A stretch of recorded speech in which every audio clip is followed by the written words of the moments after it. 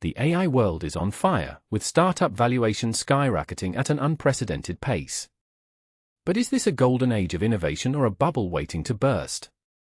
In just months, we're seeing valuations double, triple, and even quintuple, fueled by back-to-back funding rounds that leave observers both awestruck and skeptical.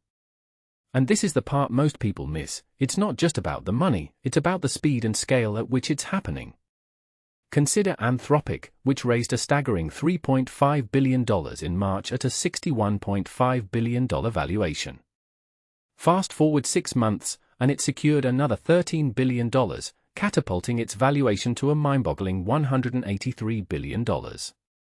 Or take OpenAI, the trailblazer behind ChatGPT, which hit a jaw-dropping $500 billion valuation last month, up from $300 billion just 6 months prior. To put it in perspective, OpenAI's valuation grew by nearly $1 billion per day over the past year. But here's where it gets controversial: are these numbers sustainable, or are we witnessing a speculative frenzy?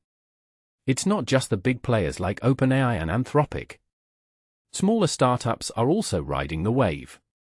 Mercer, a recruiting AI firm, went from a $2 billion valuation in February to $10 billion by October.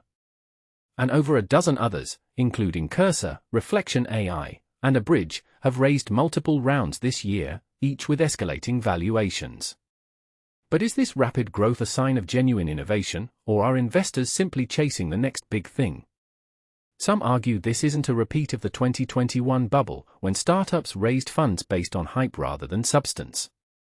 Tom Biegler of Bison Ventures points out that today's AI startups are showing real traction, with unprecedented revenue growth.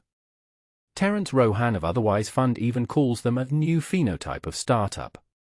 Companies like Cursor, which went from $0 to $100 million in annual recurring revenue, ARR, in just 1 year, are hard to ignore. But here's the counterpoint: can these valuations hold up in the long term, or are we setting ourselves up for a painful correction? The strategy behind this rapid fundraising is fascinating. Max Altman of Saga Ventures explains that some startups are salting the earth for competitors by hoarding capital and locking out rivals. It's a high-stakes game where being late or wrong could mean zero returns. But this raises a critical question: what happens if these startups fail to deliver on their promises?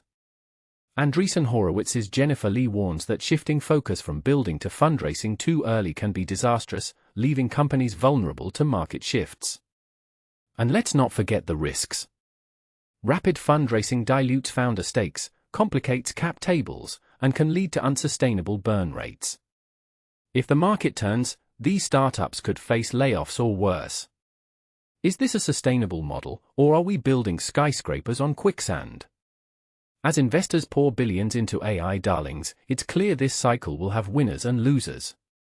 But the bigger question remains: are we witnessing the birth of a new era, or are we on the brink of another bubble? What do you think? Is this AI boom here to stay, or are we headed for a crash? Let's debate in the comments.